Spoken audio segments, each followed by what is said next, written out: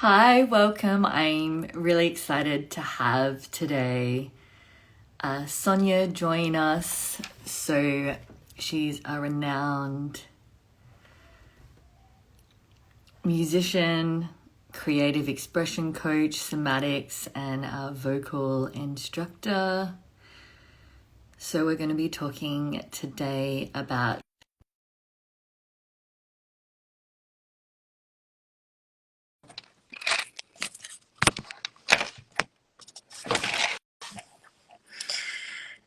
I think, our voice is so important right now. Hi, welcome, Sonja. Jessie, hello.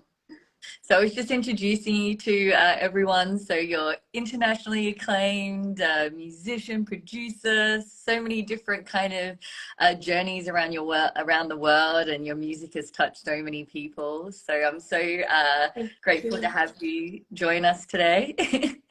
Thank you so much. Thank you for inviting me. I really appreciate it. And I loved working with you last year. Oh, It was a thank couple you. years ago, actually, I think now. Yeah, it Maybe. was kind of reminiscent, like us doing this call, because I remember for your 6 week program, opening your voice of the soul.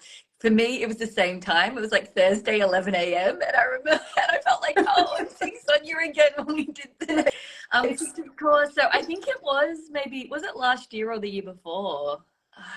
It was the year Oh, before. the year before. Oh, Yeah. so it was 2 years. I Wow. took a Yeah. year off last year from the courses, so this is really exciting that I'm offering them again this year. Oh, Yeah. yeah, it was really life-changing for me doing opening. I didn't realize how much of a cathartic experience it was going to be for me, and it really supported me through my kind of ancestral healing journey. So it was Mm. beautiful, your work. Like I remember when we did the first, we did the first lesson with you, I just cried the whole 3 hours. Oh. Because it was just it's Yeah. such it's just such powerful work, and I don't think we realize it until we do it. So do you Mhm. want to introduce yourself, tell everyone a little bit about your journey? Oh, sure, Mm. sure, yes. Gosh, well, I'm mostly known as a singer and performing artist and recording artist, and that's been a long journey for me. And all in the background, I've been on this path of healing and psychology, somatic psychology, and more of the esoteric arts, and including qigong and subtle energy work and meditation practice, and it's been a very strong spiritual practice as well throughout my life. So I'm I'm just so excited to be finally integrating all of it into these offerings because it's been such a long journey, and the most exciting thing to me to see how everything correlates, and the reason why I had to sing when I was a child, and the fact that I was so shy and introverted, I literally only sang in the closet, literally, and and then I would go outside and sing to the insects, anything I could find, any living creature, and the plants and the wind and animals I would sing to. It all started to come together later in life when I started to learn these animistic folk songs, mostly from Eastern Europe, and realize the power of them and how these songs come from a time where our ancestors, and in some cases as early as our grandmothers, some maybe even depending on where we live, some of our mothers are still connected to these animistic songs and these folk traditions. But there's this open communication with nature and this communion with nature through music, and through our, and also with our own spirit, and our own what I like to refer to as our original spirit, that Mm. spirit that called us to these practices in the first place, called us to be in our joy, through singing, through dancing, through art, and to find that timeless space.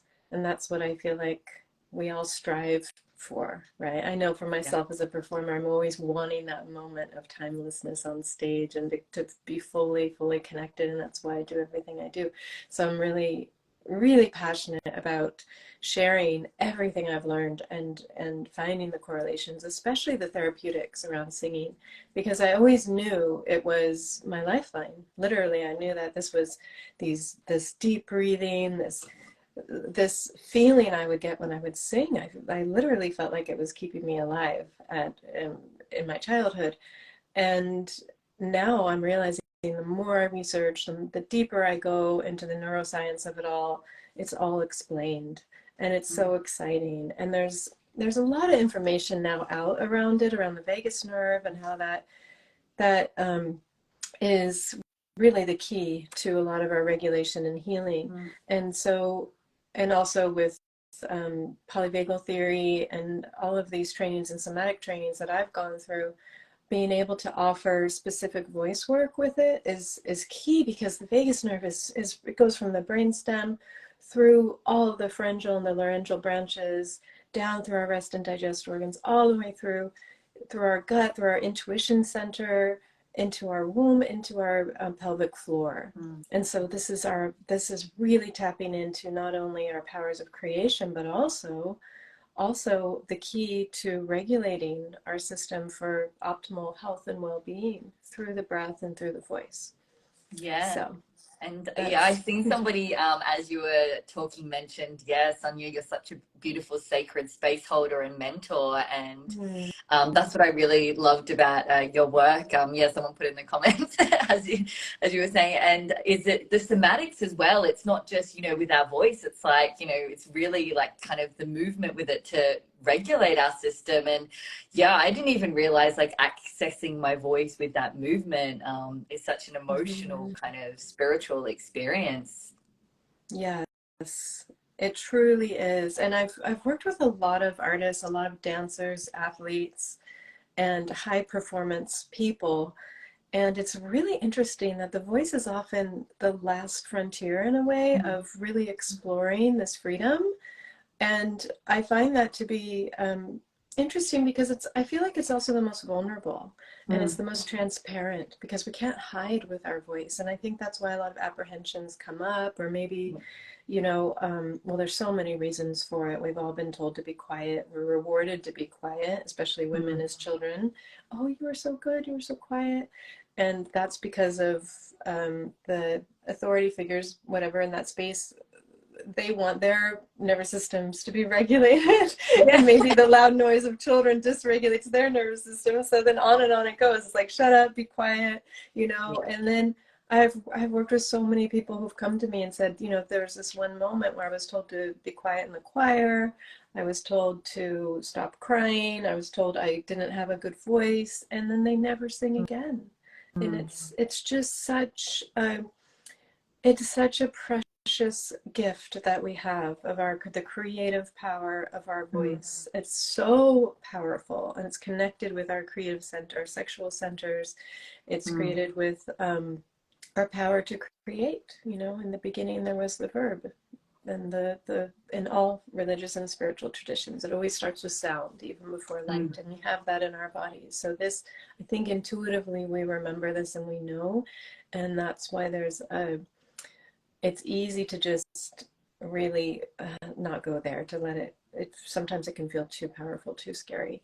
So by learning the instrument, learning through the lens of the nervous system how to open, how to feel safe, always coming from a sense of safety, right? First in our bodies, knowing when we feel safe in our bodies, first of all, and then coming from there and letting the voice open is tremendously healing. And it can heal trauma. It can heal. It could really help with physical illness and so many things. So I'm just so passionate about it and seeing the transformations in my practice. And I never expected for the teaching to be such a big part of my life. But this is really the essence of why I do what I do. And if I can be of service in this way, then I'm going to keep doing it. Yeah, and that's why I really kind of wanted to, share it with everyone here in Australia, with the voice, because for me, I know personally, I didn't realize how much it was. Yeah, so 2 years ago, it was going to impact my life. It sent me on this whole kind of ancestral healing journey. And yeah, I was kind of similar to you. I was kind of shy when I was younger. People can't imagine it now, but I didn't speak from when I was 3 to 5. Mm. Like people would ask my mom, like, is she mute like this? So she took me Wow. to like drama and like singing classes, but I don't know, there was something in me that wasn't, confident in my voice. And even at school, like I did choir, but I used to mime, and it was this kind of, this yeah, it was so interesting. Like, why would I do that? But like, but it was interesting because I do debating, and I was very passionate speaking. But when it came to singing my voice, there was this like kind of emotion or vulnerability around it, that I was kind of afraid of. So Mm-hmm. it was really Mm-hmm. empowering, yeah, doing your course and opening up. I think, that's why with the first, it was like, Jess, you're taking this step. I think I'd reached out to you like many times, like I think 2 or 3 years before. And it was just like, I kept being like, it was like a, like, it was like a fear. Like I knew that I wanted to access it, and it was just something Mm-hmm. was like stopping. Yeah. And when I finally committed to it, it was like this kind of like emotion as I was sitting there and you were teaching, I was doing it. I was like, Jess, you're reclaiming your voice, like you're doing this. And I think there's like, there's many probably women and men out there that probably feel the same, Oh, with it. yes. Yeah. Oh, yes. Yes. And it makes sense. It totally makes sense. And that happens a lot, by the way. That happens a Mm, lot where people will write to me and they feel it. And, it happens at the right time, mm, to when you feel ready. And it's wonderful to have encouragement. I wish I had more when I was mm, younger, but my passion was so strong for it. I just, no matter what, I was also told I couldn't sing. I was told I didn't have a good voice. But I loved it so much. I just kept going. The love of it just took over, and that was more enjoyable to me than what anybody else said. So yeah, I was fortunate in that way.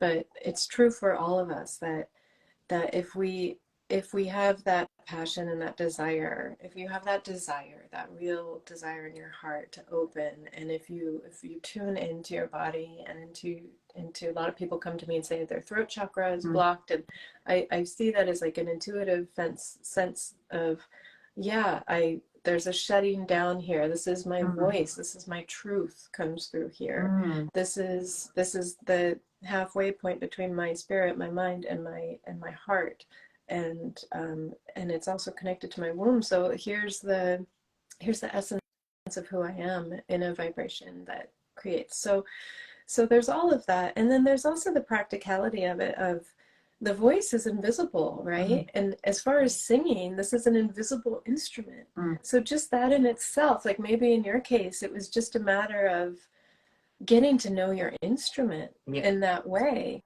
because with an instrument, with a physical instrument, you can see it, you can touch it, you can look at it, you can analyze it, you can move your fingers and get different results. It's very much right in front of you.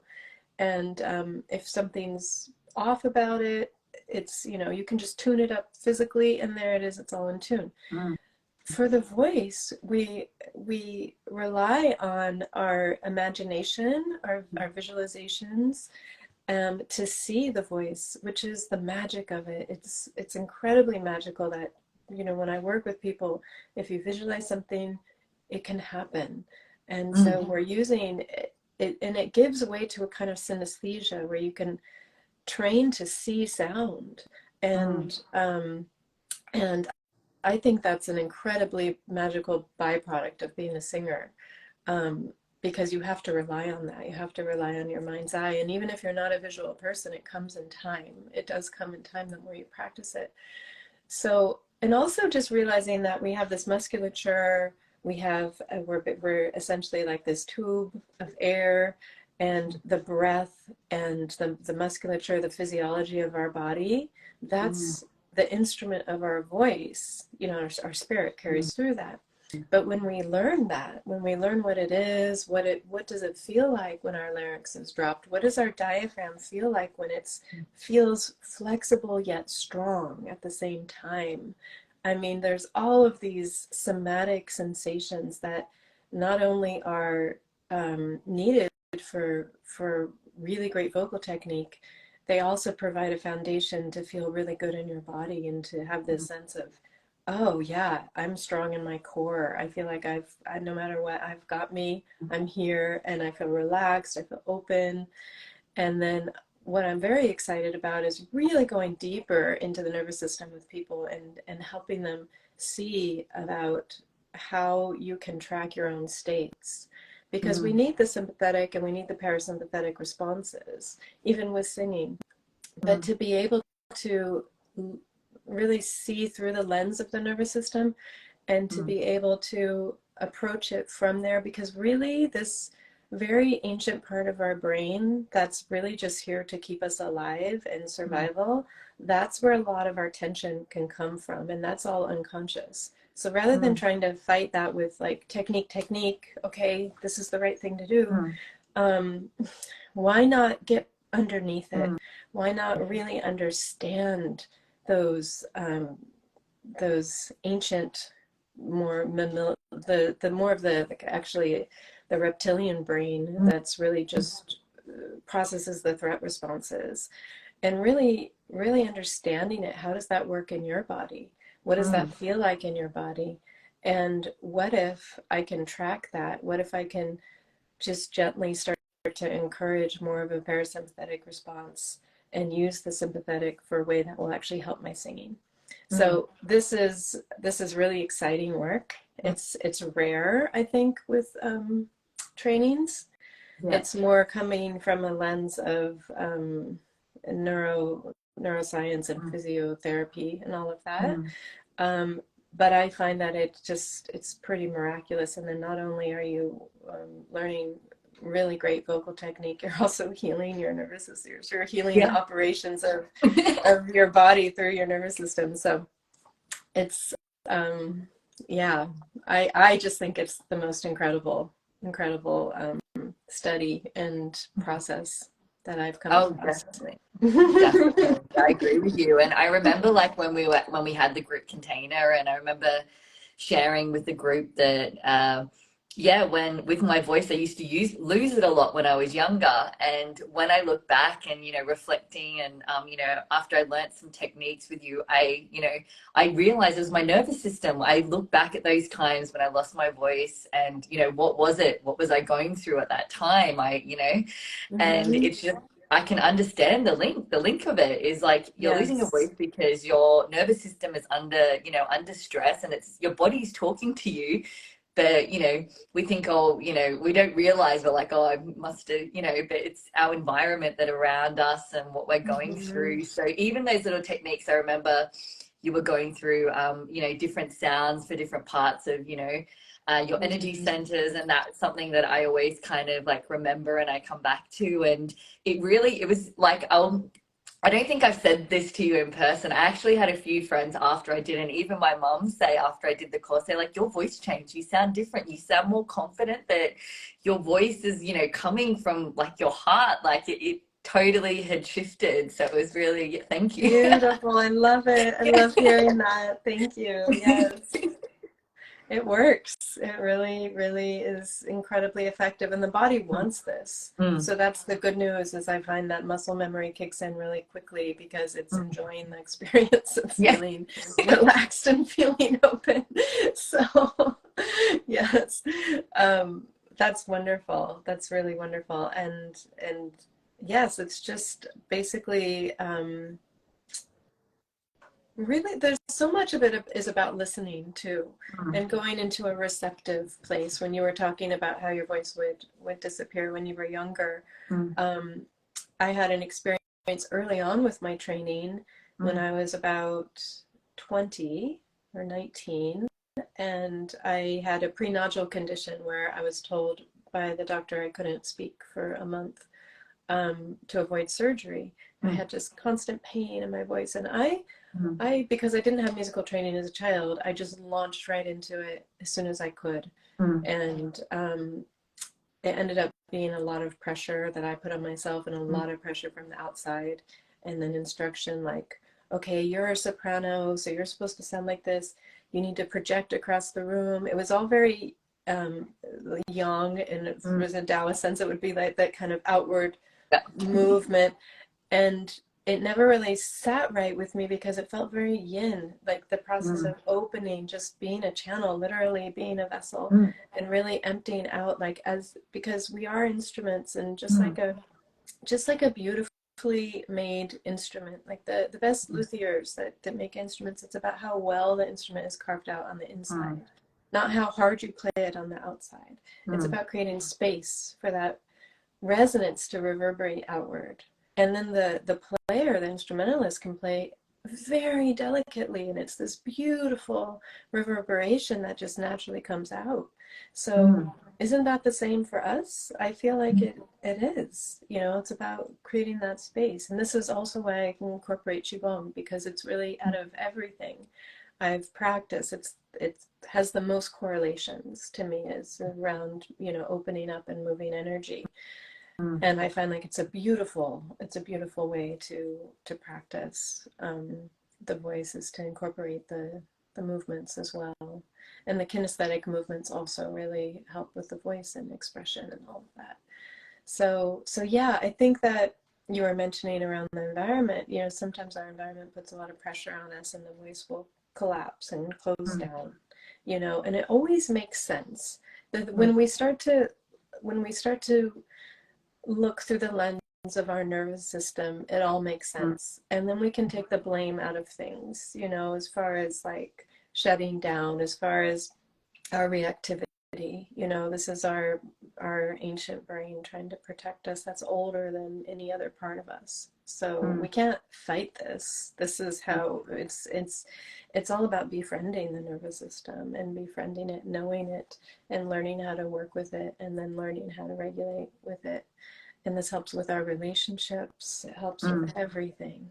So it's all, and also with the vocal work too, we learn how to, another part of the work that I offer mm, in this method, it's kind of a broad method mm. that's, you know, like most of my life of all the correlations and practices, um, is around consent and around advocating. Mm, And even that word advocating has the mm, voice in there, the VOC, right? And first we need to advocate for ourselves, mm, you know, know mm, how before we can advocate for others, you know. And so a lot of us, especially women, I found, you know, we're taught this kind of appeasement growing up, you know, of being nice, letting things just, you know, kind of mm, making things as peaceful and you know, and it takes us away from our very authentic no. We're like, mm, no, this is a no, this is mm, not okay. And then that blurs the lines of, well, what's our true yes? mm, And then really letting ourselves have a maybe as well, because maybe mm, is also very empowering. It's saying to us, oh, you know what, I don't know yet, mm, and that's perfectly fine. mm. And just having that authentic yes, no, and maybe in our bodies, and practicing that and knowing it in the moment. And it takes practice because, you Yeah. know, our responses are so quick. You know, before you know it, you could be saying yes to something when you really didn't mean a yes. And Yeah, that yeah. happens all the time. I mean, but this kind of consent work and the advocating for ourselves, all of that coming into our body, feeling what that yes feels like, Mm, and and how that parlays into singing from these places, singing from our mm, authentic selves, singing from our core, singing from our truth. mm, We um, we become more familiar with these experiences from inside of our body, mm, and then that really encourages us to stay in our bodies. mm. and and and that's what the world needs, I feel, is for us to be embodied, to really um, know our truth and speak it, so that we can also have a voice for people who maybe aren't safe to speak their truth. Mm. So so it does actually influence all of this as well. No, and I think that's so important. Yeah, I remember when we were doing, the consent, like checking in our body. Like, is that a true yes? Is that a true yes? Or is it, sometimes we don't, are we affected by different things around us, you know?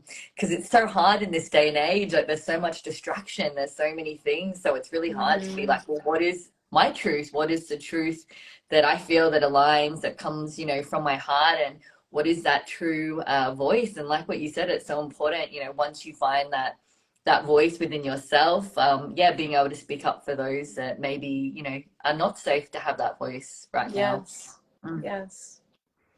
And to know, wow, what a gift that is to be able to find that safety and to be able to do that, you know, because a Mm. lot of also our ancestors, a lot of our lineage, you know, actually weren't safe enough to speak their truth.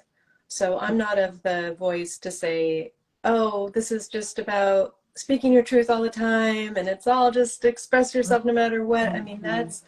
that's forgetting that there's a lot of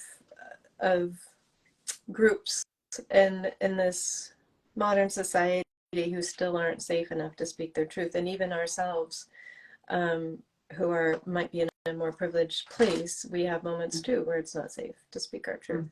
So, Mm. so the first part is to know when you're safe, Mm. and sometimes that's taken for granted, you know, Yeah. because sometimes, like if you come from a childhood that wasn't safe, but your caregivers were supposed to be loving you and taking care of you, the wires get crossed. It gets confused because Mm. it's and then it's hard to know when something's safe. It gets a little skewed. Mm. So slowing down, being in our body, realizing like, oh, actually, when I'm around this particular person, my nervous system gets really. I feel closed. I feel a little closed in my throat. I feel nervous. I mean, some people will confuse that with chemistry, Mm. you know, when you first meet someone, you know, they make you nervous and oh my gosh. And but is that really what it is? And really finding Mm. like if trusting your intuition, trusting your gut, learning how to feel safe, learning how to recognize when you are, and then learning how to speak from there. So that's at least the approach that I feel is the most thorough, you know, and Mm. not bypassing different parts. So, and this got to be a heavy subject. I didn't mean to get so. No, and I think it's you know, it is really important, and especially for us, like here in Australia, we have a big it's actually called The Voice. We have a referendum voice, so it's very yeah, it's very kind of synchronicity. I Oh, didn't realize, and then I was kind of like, we were having this chat, and I was like, oh, okay, interesting, yeah, yeah. interesting. What is So that? What is what you were it's just like an referring to? The Uluru Statement. So Okay. yeah, it's like having a voice in history for our land and Oh, connection, and yeah, beautiful. Yeah. a little Mm-hmm. bit like that. So yeah, and it's I think for you know, for people that, you know, they're interested in kind of finding out songs from their ancestry, because that's what I love about the work that you do, is that you take these traditional kind of folk songs or songs that you find. Like, what would you recommend? Yeah. As far as connecting with the Connecting. ancestry, Yeah. yeah. I recommend a few different things. I recommend really going with your soul's Mm. calling, you know, and it might not be the songs specifically of your Mm. ancestors in that culture. It might be another culture. You might not know why. That was my Mm. case. I mean, there was really, well, actually, I am Eastern European, but I've Mm. also been training with Turkish and Persian Mm. singing for over 20 years. So, and Indian rock. So, Mm. so trust the calling. It doesn't have to. Mm. It doesn't have to make sense intellectually, but Mm. that fire is really important to feed and Mm. to find, and you'll find your way. Mm. And on the other hand, there is really something too going back into your lineage and listening to these songs, listening to these folk songs, and learning them, learning a Mm. song. Maybe if you still have contact with part of your lineage, you can ask your grandmother, or maybe your mother had known from your grandmother any songs that she Mm. sang or that her mother sang to her, And that's an incredible reclaiming of our lineage, because these songs were primarily passed down orally and primarily from mother to child, which is actually a really it's one of the legitimate ways of looking into anthropology in our history is through this oral tradition, because that can't be colonized as well as anything else. You know, Yeah. it's really, I mean, that's something that it's been tried to be colonized, but the songs and the stories and the folk tales that have been passed down from mother to child, that's something that's so intimate that it's there in all of our lineages. And even if we don't have that information, it's okay. You can still go back and you can still listen. You can still, luckily now we can find all of these lineages in these songs, most of them. Some of them have been pretty much colonized out in some countries. But I'm sure that there's ways to find them.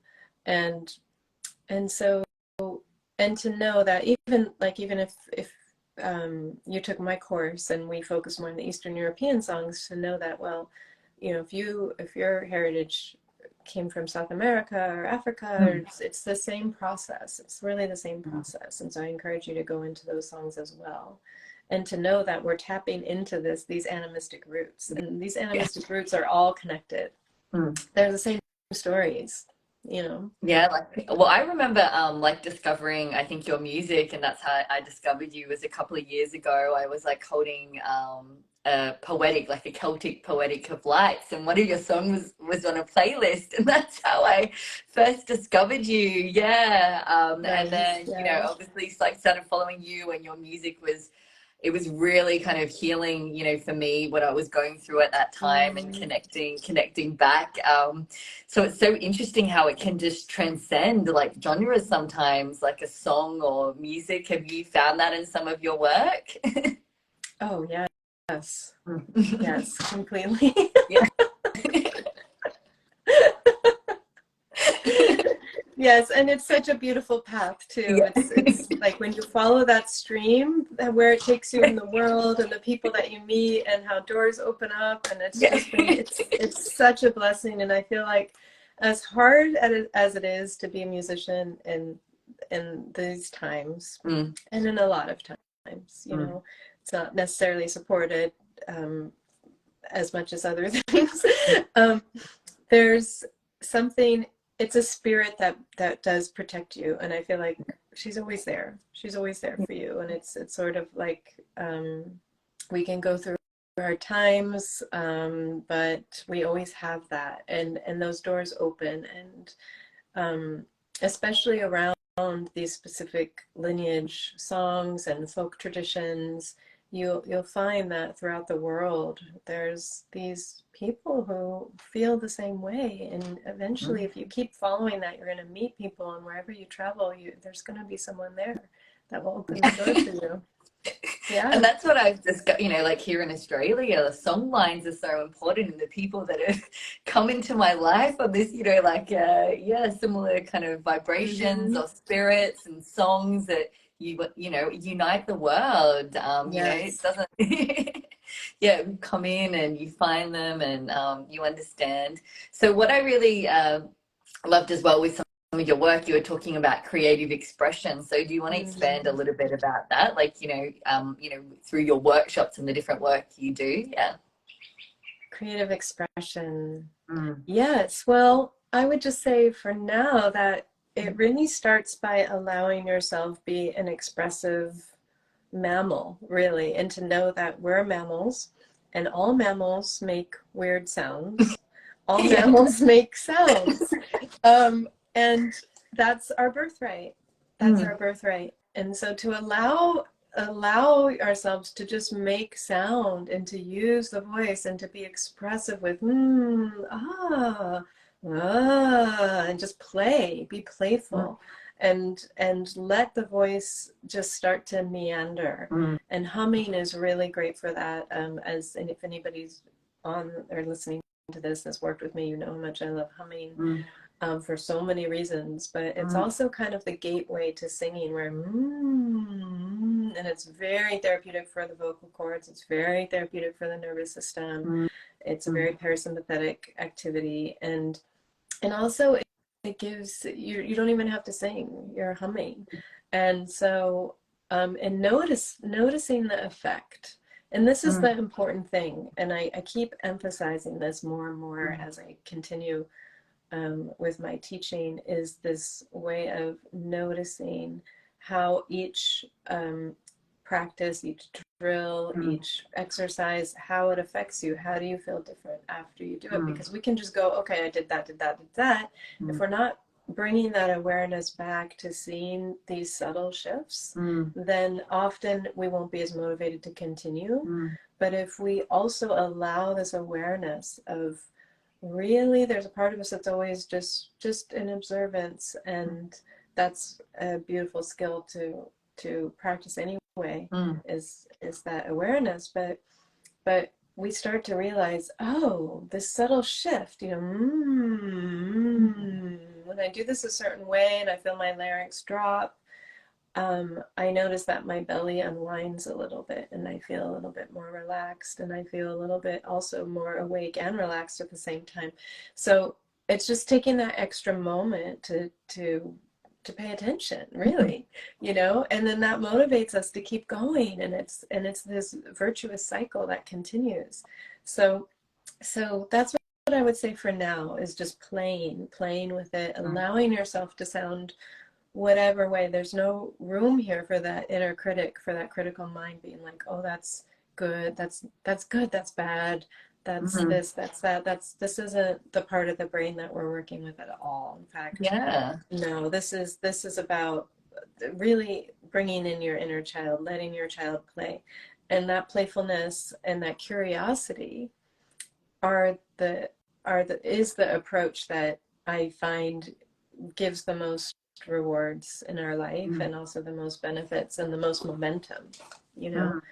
And so if we notice when we're practicing, or let's say like, okay, I want to be more expressive, so I'm going to try doing this, even that thought, there's some part of my mind saying I should be like this, I should be more expressive, rather than just being more in the moment, in your body, letting your body start to speak to you, listening. How do I want to move? How do I want to start using my voice, and letting that take over, and then noticing that you're enjoying it.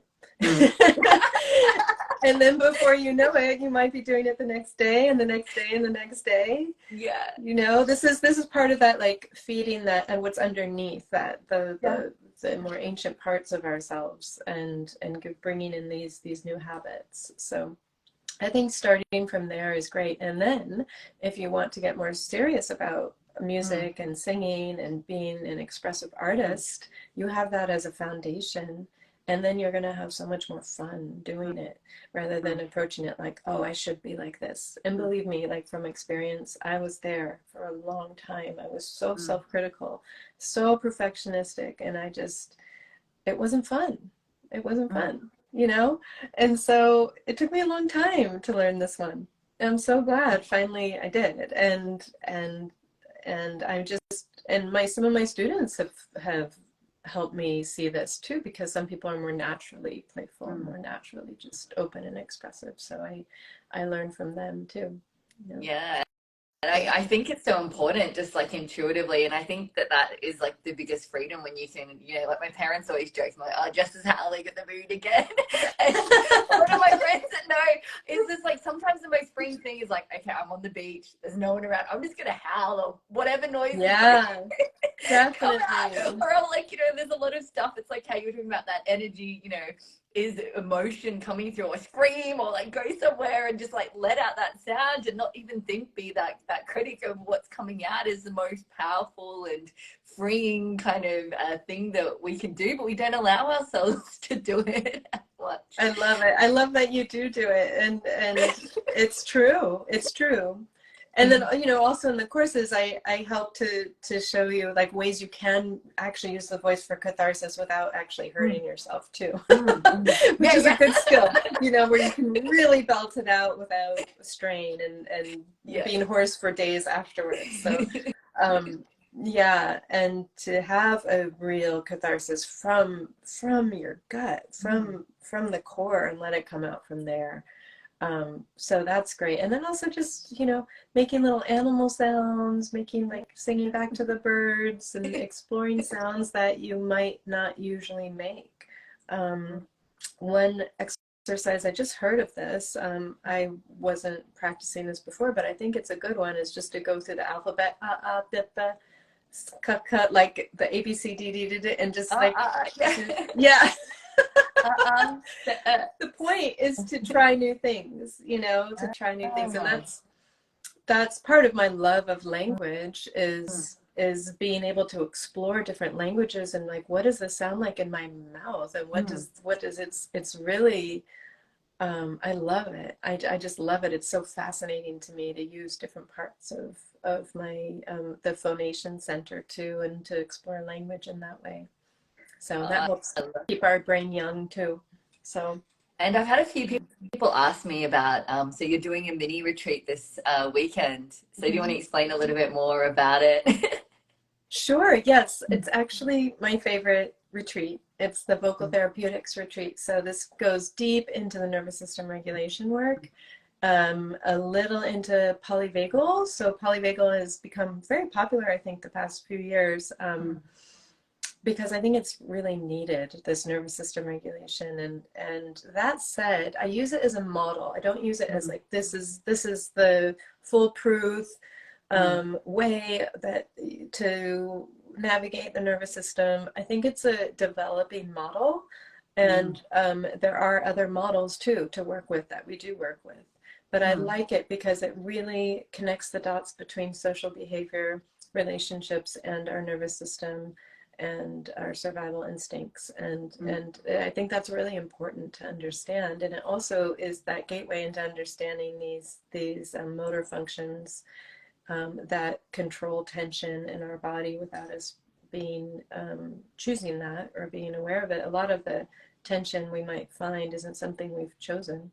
So it's a way of really kind of getting in there and seeing. And I think it's going to be an intimate group, because I haven't had a moment to publicize except for this. So if you want to join I had a in, friend being like, "Oh, can I go?" Then I was like, "Oh no, it's online." And it's also midsummer here in the northern hemisphere, so I think it's going to be a small group, and that's great because there'll be individual attention. And with the nervous system regulation work, it's important to have that one-on-one, if you're comfortable with it, to really see, okay, how does this affect my voice when I do this? All these little adjustments, and then also we'll get into some actually like the Taoist healing sounds, the Qigong practice, and some healing songs, mantra, more about the philosophy with mantra, and also really bringing sound into the body, and the difference between mantra and the Taoist sounds, and healing sounds, and bija sounds, and all of that. But also it'll depend on who shows up and what they want to focus on. But this is very much the therapeutics part of it all. So I just absolutely love it. And yeah, we're going to go deep into that. And then the following week, I start my course. So it's a 6-week course. And that's the course that you took, I believe. And it's always evolving. It's always, it's always developing and evolving. So this is sort of the foundation course that is the integration of everything. So it's more focused on singing and music, and really tapping into our authentic voice expression, improvisation, as well as the healing aspects in the nervous system regulation. So that's exciting. Yeah, no, really exciting. Do you want to explain a little bit about, the Taoist sounds for people that... Sure. Well, that's a long subject, but basically we're just going to do the whisper sounds that are very that can be used in a more general way, because the Taoist sounds are very specific. They're very specific. They're different than mantra in that regard. They're used they could be used in a way of purging. They could be used to actually build. They can be used to disperse. They could be used to um, all sorts of ways. It's very surgical in a way, I would say, the way that you use those sounds. So it's a very in-depth practice. So this is more of an introduction to that and a way to use these sounds that are very balancing. So and they're so effective. I find them to be incredibly effective and so easy to use. And we will have some movements that will correlate with them. And it's a way to really tune into our bodies and to learn how to bring the vibration into our specific organs for healing of the organs and the emotions that are connected with the organs as well. So it's really that the sound is addressing the emotional state, which addresses the physical and the spiritual. So that's the philosophy with the Taoism is really going into the qi, which is more of that emotional, energetic body. And then that has the effects on your physical body and also your spiritual body. So it's an incredible practice. Yeah, and I would highly recommend your work. So I think it's a really good time as well, like when you're having a retreat. I feel like for us it's coming into spring now for for us down here in the southern hemisphere. So yeah, a lot of people kind of been on break probably we've gone through the winter, and it's kind of like waking up that voice, like because I found that with myself coming from this new moon. We've had like 2 full moons coming through, and it's like it's this kind of new beginning, awakening of our voices. Yes. So it's a really beautiful. Good time. Yeah. Beautiful. So they can like message you on Instagram to find out a little bit more, and online, go on your website. Yeah. Definitely. You can message me here, and then also the other offering is the mentorship, which is really my beloved project, right? My beloved, which I'm so excited about. This will be the 2nd year. And it starts in October, and it's for women and female identifying people, and it's all the information's on my website, but it's a very special, deep group. It's 6 months, and it's such a beautiful community. I'm just blown away by the women that are joined into the core group, and I've learned so much from them, and yes, it's been profound. So that will be offered again in October. So you can go to my site and see the different offerings, just kind of get a sense. And I also still offer one-on-one sessions as well. Yeah. And then for the I think Luminous Pearl for the 6 months, would that be like a weekly call, or what would be? It's bi-weekly, I believe. It's bi-weekly. Twice a month. Twice a month. Okay, that's good. Oh, that's a good thing. Yeah. I know I want to do it, and then I'm like, I don't know if I can commit to every week. No, that's actually there's 2 options now. I changed it because I wanted it to be as flexible as possible for people. So I have one option where it's just once a month, and it's a lower investment. It's just once a month. And then there's a more intensive, like an inner core group, and that's twice a month. So you have a choice. You have 2 choices. So I tried to make as much. I like to be as available as possible for people, and give people as many choices as possible of working together. Yeah. And what I love is you've got wolves. Do you want to tell us a little bit about your pet wolves? Oh, they're I wish they were mine. They're my nieces. They're my I just take care of them, and they moved across the country, so I haven't seen them in a couple of years. I'm really, really sad about that, but as soon as I find land, I'll adopt my own. But I was training wolves for a while, wolf dogs. I was working with them, and it's again, it's similar. I worked with horses, and really, it's all nervous system regulation work too. Horses and wolf dogs, they're so sensitive, and they teach me, and that's how I met those wolf dogs is through training them. Wow. Yeah. They were on probation. They were on house probation because they attacked other dogs, and then I worked with them, and they just brought them a sense of calm, and it took about 5 years. That's Yeah. dedication. Yeah. Mhm. Yeah. It was up and down. I mean, they would go, it was interesting. They would go through phases where they would get aggressive and then they would calm down for a year and then they would get, it's interesting. It's interesting that they're It's like what calling someone up and mentioned switch. before who worked with you, saying that you create a safe space. And it's what you were saying is like, feeling safe in that space of who's holding you and, you're working with. I think it's so important because, you come in, especially with your voice around this vulnerability and, yeah, this amazing work that you do. Yeah. Thank you. Thank you so much. That means a lot to me. It starts there. It starts with feeling that safety. Yeah. Yeah, feeling. And yeah, I know that's definitely something that I've been kind of, working on. And I think a lot of people after these crazy past few years is like, and like what we mentioned with environment is like, how do we feel safe in ourselves? And then it's like kind of, I think, Mm-hmm. one of the other steps is, finding our authentic voice. I was the same as you. Like I took a break from a lot of the work that I was doing because I was like, I need to work on myself and, Mm-hmm. my voice. And yeah, I got calling to, do this live again. I'm going on break after this for a while. I'll go for a few because, but I wanted to share this amazing work because there's so many people out there like looking and finding. And I Mm-hmm. think, once we're able to, voice for ourselves and to find that expression, because I think people always think they're like, oh, Jess, you've always been like this. Or no, we've not. Ebbs and Mm-hmm. flows, and you probably Mm-hmm. found the same with your Mm-hmm. work that you've done. Yeah, there's times you're more expressive. There's times I don't talk. There's times I do Yeah. silence. And I don't talk to anyone for like a week, and that's what I need for my Mm-hmm. nervous system or for myself to kind of, Mm-hmm. switch off. And yeah.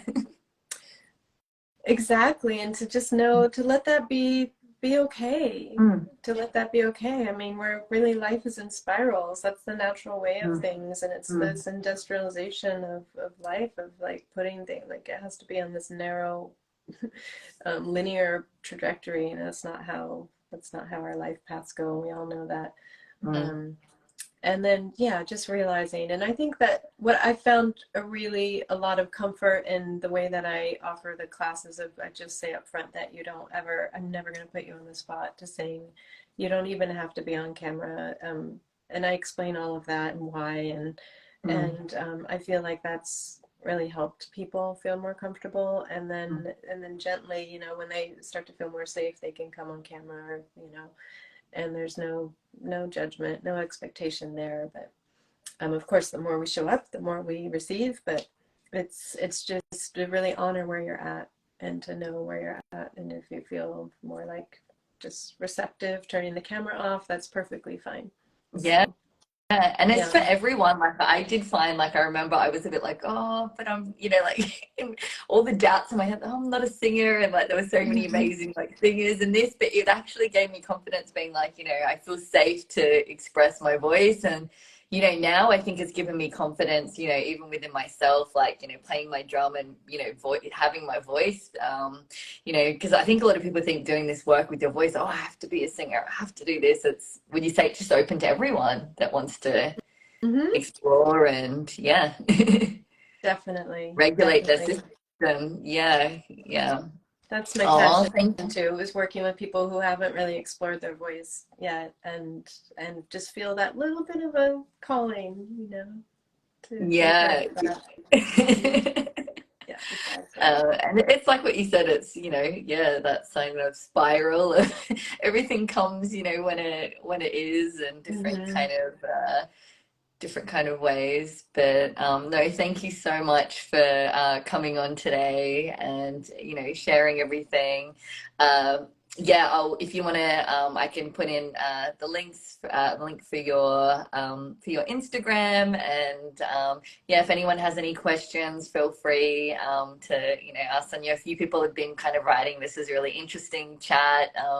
They really enjoyed this kind of conversation as well. And yeah, no, so Thank thank you. you. Thank you, Jesse. I loved talking with you. It's so good to be in touch, and thank you, everyone. Yeah, thanks. Bye. Bye.